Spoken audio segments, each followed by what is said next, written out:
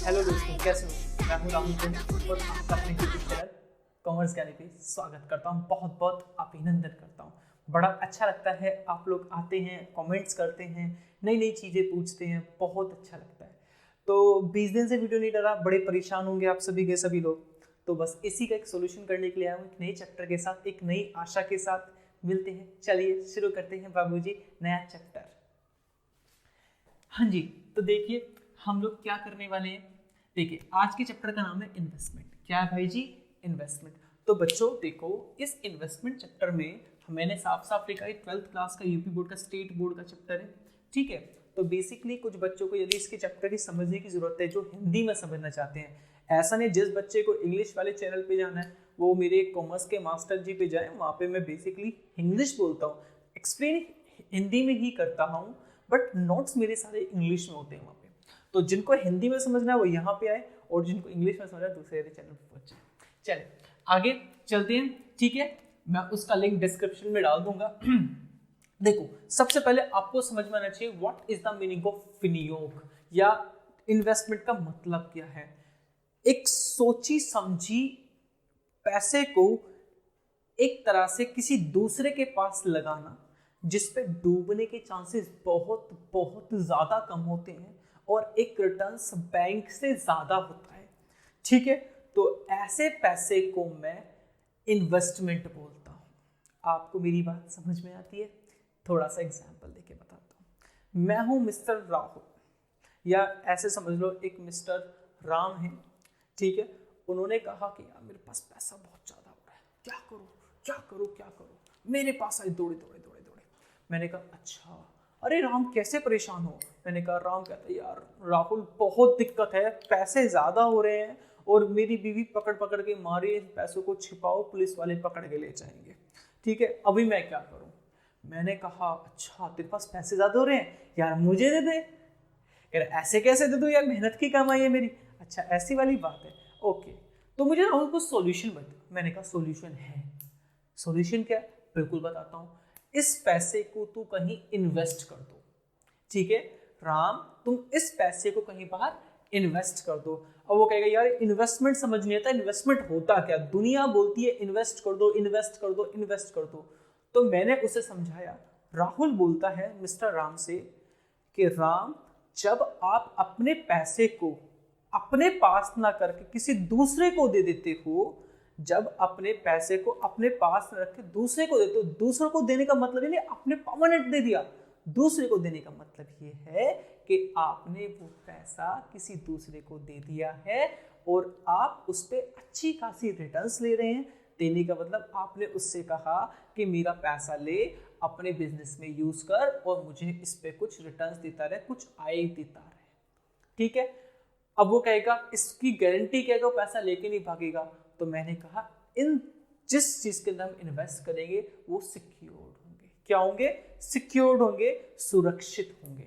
ठीक है, तो ऐसे पैसे को जब हम सुरक्षित ढंग से कहीं जगह दूसरे को देते हैं, कहीं ऐसी जगह लगाते हैं जिसपे अच्छे खासे पैसे कमा भी सकते हैं, उन्हें हम लोग इन्वेस्टमेंट बोलते हैं। अब इन्वेस्टमेंट पे जो आय होगी वो दो ही प्रकार की होगी। पहला है तो आपको ब्याज मिलेगा या दूसरा लाभ का अंश मिलेगा, जिसको हम लाभांश बोलते हैं। ठीक है, लाभांश मिलने की कैटेगरी अलग है, ब्याज मिलने की कैटेगरी अलग है। हम उन दोनों की चर्चा थोड़ा सा रुक के करेंगे। चलिए आते हैं बोर्ड की तरफ, थोड़ा सा पढ़ लेते हैं। आई होप आपको इन्वेस्टमेंट का मतलब समझ आ गया हो। देखो जैसे इसमें लिखा हुआ है, एक महत्वाकांक्षी एक चतुर व्यक्ति, जिसमें व्यापारी भी हो सकता है और एक कोई संस्था भी हो सकती है। जरूरी नहीं है कि इन्वेस्टमेंट एक मिस्टर राम को ही पढ़ रहा है। मैं कहता हूं कि मिस्टर राम को ना पढ़ के एक रिलायंस इंडस्ट्री में पैसा लगता है सब जगह, तो एक राहुल सोनी की फर्म है जिसका नाम है अकाउंटेंसी बाय राहुल सोनी या कॉमर्स के मास्टर जी। ठीक है, तो मैंने कहा कि मेरी एक इंस्टीट्यूशन है, संस्था है, मेरे पास पैसा एक्स्ट्रा था, मैंने कहा इसको इन्वेस्ट करते कुछ समय के लिए, इस पैसे का कोई जरूरत नहीं है, तो मैंने उस पैसे को इन्वेस्ट कर दिया। तो कोई भी कर सकता है। ठीक है, आवश्यकता से अधिक मात्रा में पूंजी की बात की, पैसा उसके पास ज्यादा है। ठीक है, उसको धन को सुरक्षित एवं अधिक लाभ कमाने के लिए प्रयोग किया जाता है।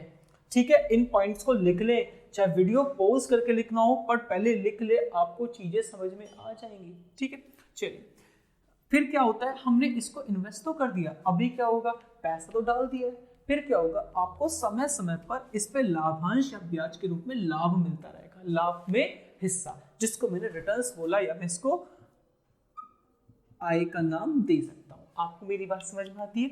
चलिए ठीक है। और ये जरूरी थोड़ी ना कि अब मेरे को इनकम रिटर्न्स मिल रहे हैं, मैं हर समय मजे से पैर फैला के लेटा हूँ घर में, मुझे पैसा आ रहा है, बढ़िया वाला पैसा आ रहा है, ठीक है। मगर अभी क्या हुआ कि मेरे को रिटर्न्स तो मिल रहे हैं बट मैं सेटिस्फाइड हूँ, बट एकदम से जिस काम के लिए मैंने पैसा बचाया था वो काम आन पड़ा है, ठीक है। अब जब वो काम आन पड़ा तो हमको पैसे की जरूरत पड़ी है, तो देखो इसने आगे बोला आवश्यकता पड़ने पर इनका विक्रय भी किया जा सकता है जिससे उसे सरलता से धन प्राप्त हो जाता है, ठीक है, जिससे उसे सरलता से धन प्राप्त हो जाता है। उसके बाद विनियोग, ठीक है। विनियोग तीन प्रकार के होते हैं, सरकारी, अर्ध सरकारी या औद्योगिक एवं व्यापारिक। सरकारी वो होते हैं जो कंप्लीटली गवर्नमेंट इशू करती है, ठीक है। ये सेमी गवर्नमेंट होते हैं, सेमी गवर्नमेंट, जैसे यहाँ पे गवर्नमेंट में बोलूँ सेंट्रल गवर्नमेंट और स्टेट गवर्नमेंट आ जाती है। यहाँ पे आपकी नगर पालिका, म्यूनसिपैलिटी, ठीक है, ऐसी चीज़ें यहाँ पे आ जाएंगी, जैसे ग्राम पंचायत, नगर पंचायत, ये सब चीज़ें इसके अंदर आ जाती है। यहाँ पे औद्योगिक और इंडस्ट्रियल, ये इंडस्ट्रियल होती हैं, जैसे कि आपका या ट्रेडिंग, जैसे कि आपका रिलायंस इंडस्ट्री, ठीक है, टाटा, ये लोग यहाँ पे इसको डिवेंचर्स को या फिर डिविडेंड शेयर्स को, डिवेंचर्स को इनको इशू करते हैं, बॉन्ड्स वगैरह, ये सब चीज़ें इसके अंदर आ जाती है। आपको मेरी बात समझ में आ रही होगी। उसके बाद मैं आता हूँ जी पे। देखिए आपको दिख रहा होगा, ठीक है, मैंने कहा कि आप इनको आवश्यकता पड़ने बेचोगे। ये इन्वेस्टमेंट कितने टाइप की होती है?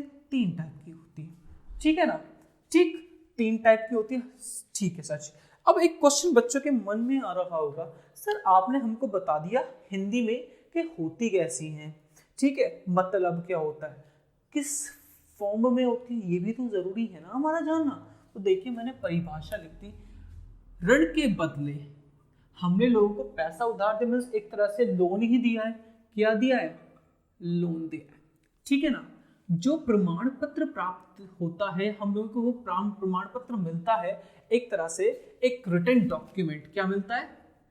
एक डॉक्यूमेंट मिलता है जो कि फुल्ली वैलिड होता है। कैसा होता है? फुल्ली वैलिड होता है। वैलिड से मतलब ये है कि उसका प्रमाण इतना बड़ा होता है कि यदि जिस बंदे को मैंने पैसा दिया है वो मेरे को पैसा नहीं दे पाएगा तो मैं उसको लिक्विडेट करा सकता हूँ, दिवालिया घोषित करा सकता हूँ और अपना पैसा रिकवर कर सकता हूँ। चलिए, उन्हें प्रतिभूतियां कहते हैं। उन्हें क्या बोलते हैं? प्रतिभूतियां। क्या बोलते हैं? इसे सिक्योरिटीज बोलते हैं। क्या बोलते हैं? सिक्योरिटीज। अभी प्रतिभूतियां क्या होती हैं? मैंने कहा ना, आप जिस पैसा इन्वेस्ट कर रहे हो, आपने कहा किसी कंपनी में इन्वेस्ट कर दिया, अब कंपनी डायरेक्टली तो पैसा नहीं लेगी ना भाई। कंपनी क्या करेगी? आपको कुछ ना कुछ फॉर्म देगी। फॉर्म क्या होगी? सिक्योरिटी की। किसकी फॉर्म होगी? सिक्योरिटी की। अब सिक्योरिटी किस टाइप की होती है? जैसे कि बॉन्ड्स हो गए, डिबेंचर्स हो गए, शेयर्स हो गए, जिनको हम अंश बोलते हैं। ये सब नाम नए हैं, मैं इनकी चर्चा भी थोड़ा सा रुक के करूंगा आप लोगों से। आपको मेरी बात समझ में आती है? चलिए ठीक है। ठीक, तथा प्रतिभूतियों में विनियोजित रकम, उसको विनियोग कहा जाता है। मैंने आपको पहले ही बताया, जिन प्रतिभूतियों में पैसा लगा रहे हैं वही तो इन्वेस्टमेंट है ना हमारी। चलिए, इसके बाद आते हैं, हमने कहा पैसा इन्वेस्ट कर दिया, आवश्यकता पड़ने में बेच दिया। अब बेचने टाइम पे 2 चीज होती है, हमें 2 बातों का ध्यान रखना होता है। क्या ये जो हमने इन्वेस्टमेंट रखी थी ये हमारा बिजनेस है या हमने इन्वेस्टमेंट को लॉन्ग टर्म के लिए रोक के चला एज एन अपनी एसेट्स, अपनी संपत्ति। यदि हमने इसे व्यापारिक माना है, मतलब कि हमारा काम ही क्या है? लेना बेचना, लेना बेचना, लेना बेचना, तो इस पे रिटर्न्स बहुत कम मिलते हैं। इन पे क्या होता है? प्रॉफिट या फिर लॉस, क्योंकि हम शॉर्ट टर्म पीरियड के लिए रखते हैं। किसके लिए रखते हैं? शॉर्ट टर्म पीरियड के लिए रखते हैं। तो साफ साफ बोल दिया, यदि व्यापारी है तो क्रय विक्रय करता है तो उस पर या तो लाभ होगा या उस पर हानि होगी। ठीक है, शॉर्ट टर्म है। यदि लाभ हानि होगी, आप सभी जानते हैं लाभ हो हानि हो उसको किस में ट्रांसफर कर दिया जाएगा, लाभ हानि खाते में डाल दिया जाएगा। आपको मेरी बात समझ में आती है? ठीक है। उसके बाद बट जब विनियोगों का क्रय करने का उद्देश्य उनका विक्रय करना नहीं होता, मैंने आपको बताया कि मैंने कहा कि जब उनको बेचने के पर्पज से नहीं रखा जाता तो बेसिकली वो मेरी इन्वेस्टमेंट बन जाएगा, मतलब कि मेरी एसेट बन जाएगा। आप बच्चों को याद होगा आपने 11th क्लास में फाइनल अकाउंट किया था, अंतिम खाते किया था, उसमें आपने एक शब्द पढ़ा था 9% इन्वेस्टमेंट, 9%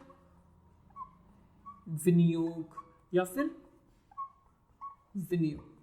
आपने जब ये शब्द पढ़े थे ना तो आपने कहा था इसका कहीं ट्रीटमेंट मत करना, इसको असेट बनाओ। बट ये जो 9% है ये इसका इंटरेस्ट रेट है। क्या है? इंटरेस्ट रेट है। इस पे इंटरेस्ट निकाल के इसे प्रॉफिट एंड लॉस में डाल दो। करते थे नहीं करते थे? सेम कंडीशन यहाँ पे है।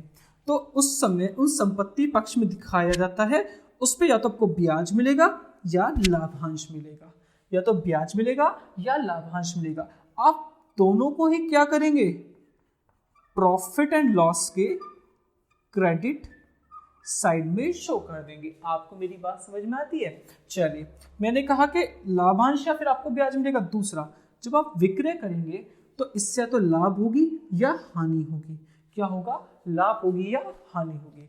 जब मैं किसी इन्वेस्टमेंट को 1 साल से ज्यादा के लिए अपने पास रखता हूं ना, तो वो इन्वेस्टमेंट पे प्रॉफिट या लॉस जो भी कुछ होता है वो मेरा कैपिटल नेचर का होता है। कैसा होता है?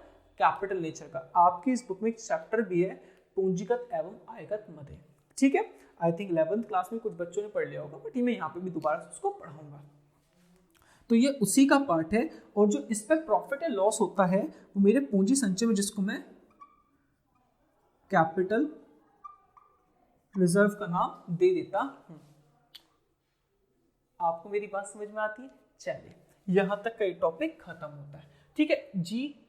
उसके बाद मैंने कहा एच पे आते हैं। एच पे आते हैं, मैंने कहा ठीक है सर जी, हमको ये तो समझ में आ गया कि इन्वेस्टमेंट क्या होती है, सिक्योरिटीज क्या होती हैं, उन पे प्रॉफिट लॉस कैसे होगा, किस किस टाइप की होंगी, प्रॉफिट होगा तो कहाँ डालेंगे, लॉस होगा तो कहाँ डालेंगे, शॉर्ट टर्म का क्या, लॉन्ग टर्म का क्या, सब कुछ हो गया, हमको अच्छे से समझ में भी आ गया। मगर अभी क्या सर, आपने हमको ये नहीं बताया कि हमें किसकी बुक्स में एंट्री करनी है।